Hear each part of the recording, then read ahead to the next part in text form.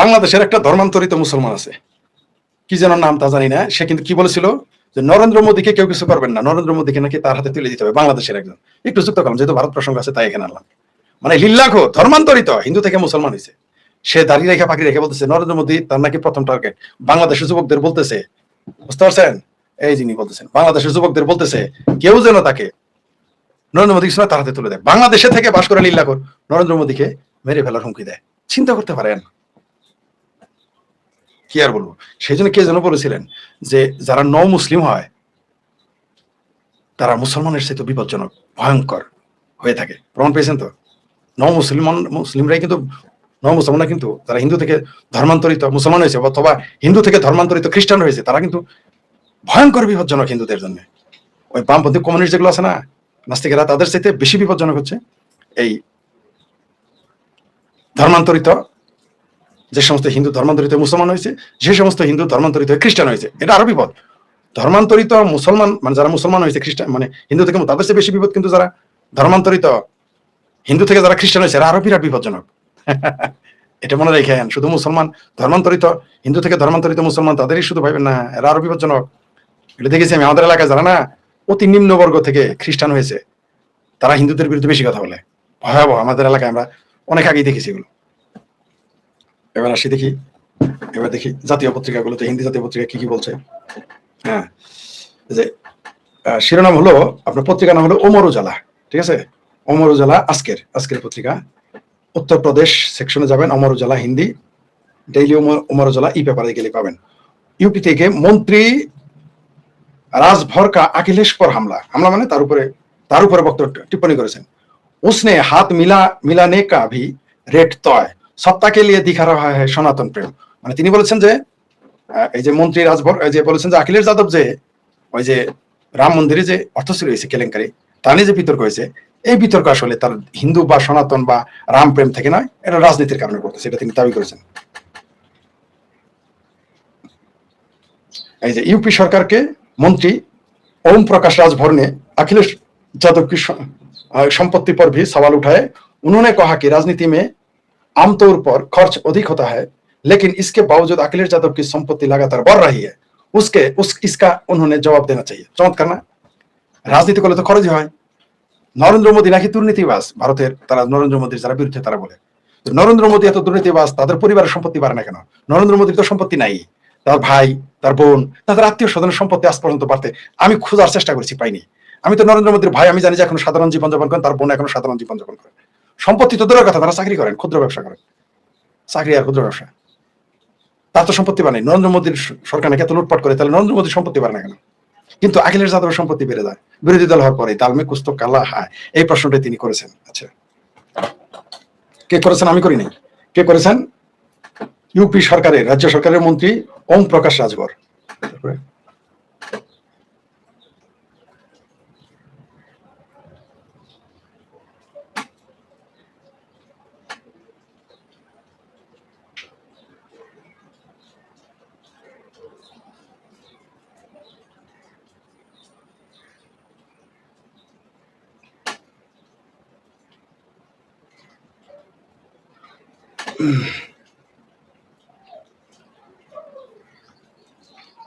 একটু অদ্ভুত, মানে মেডিকেল সায়েন্সের এক মারাত্মক বিষয়, দেখি এটা বলা যায় কিনা। यूपी न्यूज, 3 माह के बच्चे को पेट से निकला 8 सप्ताह की भ्रूण। बरेलवी में सामने आया दुर्लभ मामला। बरेलवी में एक बेहद दुर्लभ मामला सामने आया है। शहर के एक निजी माने प्राइवेट निजी अस्पताल में 3 माह के बच्चे के पेट में करीब 8 हफ्ता का भ्रूण सर्जरी कर निकल गया है। हाँ, 3 माह के बच्चे के पेट से करीब 8 सप्ताह का भ्रूण सर्जरी के निकल गया। डॉक्टर ने इसे फिट्स इन फिटू बताया है। ये दुनिया भर में एक दशक में सामने आए 300 मामले से में एक है। এটা আসলে বিস্ময়কর ব্যাপার। बरेली में रामपुर गार्डन स्थित निजी हॉस्पिटल में सर्जरी का 3 माह के बच्चे के पेट में करीब 8 हफ्ता का भ्रूण निकल गया। डॉक्टरों के मुताबिक इस स्थिति का फिट्स इन फिटू कहते हैं, एक दशक में दुनिया में है। शाहजहांपुर के कल्याण निवासी किसान दुर्गेश और राधा के 3 माह के बेटे मंजेश को दूध पचने में दिक्कत हो रही था। पचने में पेट में माने दूध हजम होते समय पेट में छाती के नीचे काट महसूस होने पर परिजन जांच के लिए निजी मेडिकल कॉलेज पहुंचे। जांच में लीवर के नीचे फिट्स इन फिटू की दृष्टि हुई। उसे अनेकटा व्यतिक्रम घटना।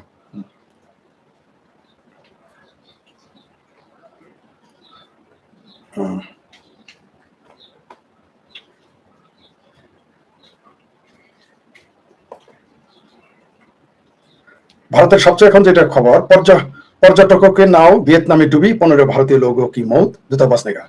ভিয়েতনামে 15 জন বন্যায় ডুবে মরে গেছে। এটা আমরা খবরটা পেয়েছি, আর আগেও পেয়েছি আমরা।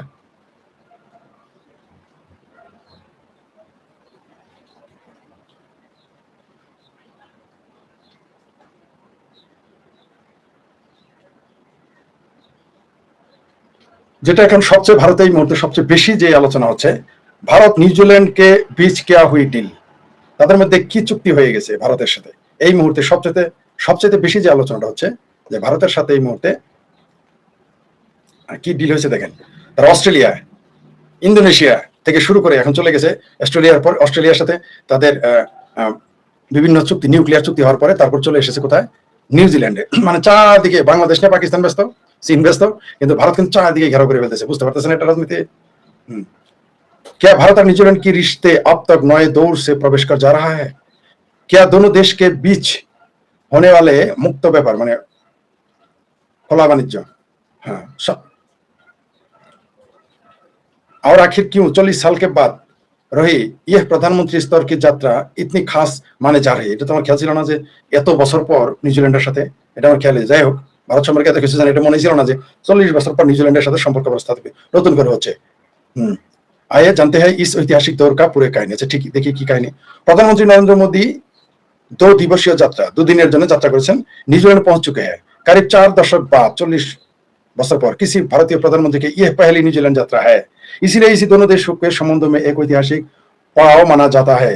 एयरपोर्ट पर न्यूजीलैंड के प्रधानमंत्री क्रिस्टोफर लक्सन ने स्वयं प्रधानमंत्री मोदी को स्वागत किया। दोनों नेताओं के बीच शनिवार की द्विपक्षीय वार्ता हुई, जिसमें व्यापार, रक्षा, समुद्री रक्षा, বললাম না সমুদ্রী রক্ষা। কারণ নিউজিল্যান্ড অস্ট্রেলিয়া ভারত মহাসাগর থেকে একেবারে নিউজিল্যান্ড অস্ট্রেলিয়া পর্যন্ত, ঠিক এই পর্যন্ত ভারত সবচেয়ে শক্তিশালী পানিপথে, মনে রাখবেন, এটা খুবই গুরুত্বপূর্ণ। হ্যাঁ, কি समुद्री सुरक्षा, रक्षा, शिक्षा, खेल, निवेश और नई तकनीकी की नूतन प्रजुक्ति समेत कोई अहम मुद्दे पर और गुरुत्वपूर्ण विषय चर्चा हुई, आलोचना हुई। इस यात्रा का सबसे बड़ा आकर्षण भारत का न्यूजीलैंड के बीच मुक्त व्यापार समझौता यानी फ्री ट्रेड एग्रीमेंट का लागू करने की दिशा में आगे बढ़ना है। दोनों देशों के इसीलिए वर्ष अप्रैल में न्यूजीलैंड से भारत आने वाला लगभग 95% उत्पादनों पर आयात शुल्क या तो पूरी तरह समाप्त हो जाएगा या फिर उसमें भारी कटौती की जाएगी। वही भारत में न्यूजीलैंड भेजे जाने वाला 100% सामान पर टैरिफ समाप्त कर दिया जाएगा। इसका सीधा लाभ भारतीय निर्यातों को, माने रप्तानी करे যারা, वो मिलेगा और भारत उत्पादन न्यूजीलैंड के बाजार में अधिक। এখানে বাজারের সাথে যে বিষয়টা নিয়ে আলোচনা করে শেষ করব, এই ভারতের সাথে নিউজিল্যান্ডের যে সম্পর্কটা, এটা শুধু বাণিজ্য না। আমি আর লম্বা করবো না, আলোচনাটা কয়েক মিনিটে শেষ করে দিব। নিউজিল্যান্ডের সাথে আসলে প্রতিরক্ষা চুক্তি করতে গেছেন, বাণিজ্য কিছুই না, মনে রাখবেন এটা আপনার। আমি বলে দিলাম, আমি শেষ করে। কারণ নিউজিল্যান্ড সমুদ্র বন্দর অস্ট্রেলিয়া নিউজিল্যান্ড এত গুরুত্বপূর্ণ, পানিপথে একটা আরব সাগর থেকে শুরু করে চায়নার পাশ থেকে সেই দিক দিয়ে এসে ভারত, মানে বঙ্গোপসাগরের পাশে ভারত মহাসাগর হয়ে এটা চলে গেছে অস্ট্রেলিয়া পর্যন্ত। এই পানিপথ সবচেয়ে গুরুত্বপূর্ণ, এর জন্য অস্ট্রেলিয়া নিউজিল্যান্ডকে দরকার। আপনারা জানেন অস্ট্রেলিয়া তাদের এমন সুযোগ দিয়েছে, তারা ফ্রি ট্রেড করার সুযোগ দিয়েছে, পারমাণবিক বিষয়ে তাদের যত কিছু লাগে সবকিছু তারা সহযোগিতা করবে সরাসরি, এবং কোনো বাধা নাই তাদের মধ্যে অস্ট্রেলিয়ার সাথে। অথচ কিছু আজ থেকে 15 বছর আগে অস্ট্রেলিয়ার সাথে কিন্তু একটা বিরোধ হয়েছিল, তাদের বিরোধ হয়েছিল, জানেন কি? তা ভালো বিরোধ হয়েছিল, সেগুলো তিনি মীমাংসা করে ফেলেছেন। 15 বছর বা 13 থেকে 15 বছর এরকম যতদূর মনে পড়ে। কিন্তু তারা সব বিরোধ কাটিয়ে এই যে বাংলাদেশকে নিয়ে চায়না আর অন্য দেশ বা পাকিস্তান যে গেম খেলতেছে, খেয়াল করতেছেন, মধ্যপ্রাচ্য এখন ভারতের দখলে। তারপরে ভারতের ইউরোপ ইউনিয়নের প্রেসিডেন্ট তাদের সাথে চুক্তি করেছে, জাপান চলে এসেছে। জাপান আর অস্ট্রেলিয়া একই সাথে চুক্তি, মানে বুঝেন? যারা কূটনীতিতে, ভারতের কূটনীতি এবং আন্তর্জাতিক কূটনীতি কিছু বোঝেন এবং ভূগোল জ্ঞান আছে, তারা সবাই জানে একই সাথে। ভূগোল জ্ঞানের কথাটা বলি, এই যে পানিপথের কথা বললাম, ভূগোল খুবই গুরুত্বপূর্ণ। পানিপথ দখল করতে অস্ট্রেলিয়া নিউজিল্যান্ডকে আপনার লাগবে। ভারতকে যদি কর্তৃত্ব করতে হয় পানিপথে, তাহলে তাকে অস্ট্রেলিয়া লাগবেই, নিউজিল্যান্ড লাগবেই। সেটা তারা পেয়ে গেছে, এবং এটা করার জন্যই নিউজিল্যান্ড গেছে, অস্ট্রেলিয়া গেছে। পাশাপাশি জাপানের সাথে চুক্তি, তারপর ইন্দোনেশিয়া, তারপরে অস্ট্রেলিয়া, তারপর নিউজিল্যান্ড। মানে বুঝতে পারছেন, এই প্রত্যেকটা রাষ্ট্র কিন্তু কার পক্ষে? আমেরিকার পক্ষে।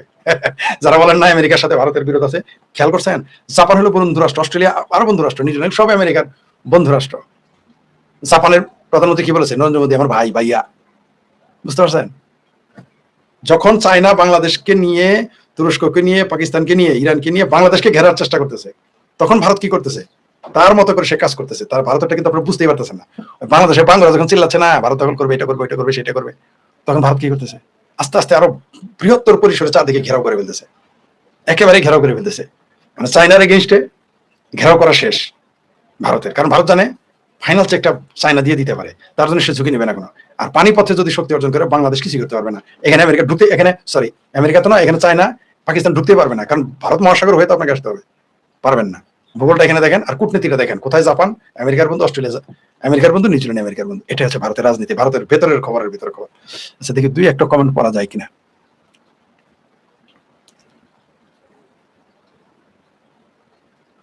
ফরিদ ভাই, আমি ইরিলিজিয়ান, কিন্তু ভারত।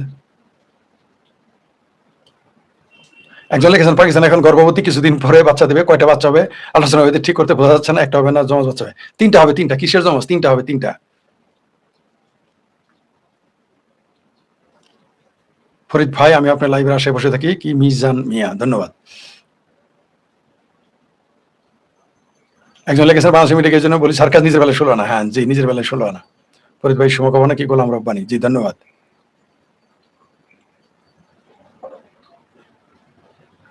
তপন শিকদারের ভাইপো উনি, কার কথা বলছেন বুঝি নাই। 165 বছর, জি জি ঠিকই বলেছেন। আজ আফগানিস্তানের কৃষিমন্ত্রী ভারতে এসে বলেছেন ভারত আর আফগানিস্তান ডিএনএ, তাই নাকি? ধন্যবাদ এই তথ্যটি দেওয়ার জন্য। তো জানি না, ভারতের ঠিকই তো বলছে। তাহলে তো হা হা হা, তাহলে পাকিস্তান আর পাকিস্তানের পাঙ্গু, ভারতের ভাঙ্গু, আর বাংলাদেশের বাঙ্গুরা তো চিৎকার চেঁচামেচি করবে। আফগানিস্তানের কৃষিমন্ত্রী বলেছে, তাই ইন্টারেস্টিং। তাহলে তো এটা নিয়ে বিস্তারিত তথ্যটা দেওয়ার জন্য আপনাকে ধন্যবাদ, অসংখ্য ধন্যবাদ।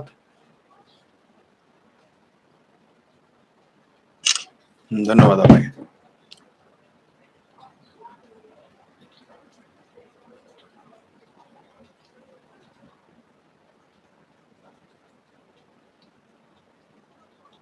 সালাম শুভেচ্ছা যারা দিয়েছেন, ধন্যবাদ।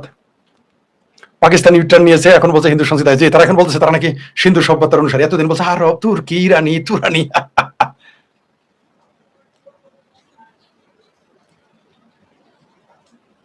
যে বিকাশবাবু এনকাউন্টারকে মধ্যযুগের আইন মানেন, কিন্তু 1 দশকের আইনের বিরুদ্ধে।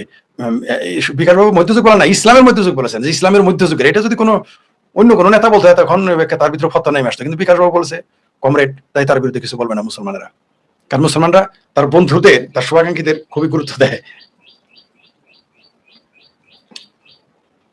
একজন লিখেছেন আমির খানের 3 বিয়ে লিখেছেন, আমির খানের দোষ নেই, সম্পূর্ণ দোষ হিন্দুদের।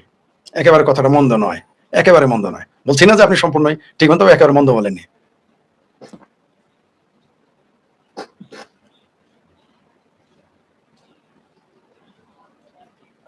অ্যাস্ট্রোলজি কি বলেছেন?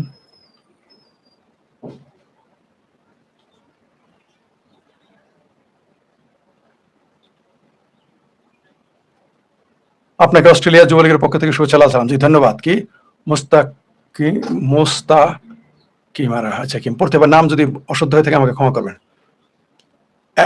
জনগণের একই দাবি, 71 শকুন মুক্ত বাংলাদেশে, জি ধন্যবাদ।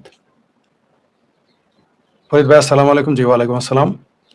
কারণ ভালো থাকেন। বাংলাদেশ মানুষ ভারত বিদ্বেষী বিভিন্ন কারণে, মুক্তিযুদ্ধের কারণে ভারত বিরোধী, হিন্দুদের কারণে ভারত বিদ্বেষী, বৈধ কারণে আছে। জি ধন্যবাদ সকলকে। আবার দেখা হবে, আমার একটু জরুরি কাজ আছে। আবার বিশেষ আলোচনা আপনাদের সাথে দেখা হবে।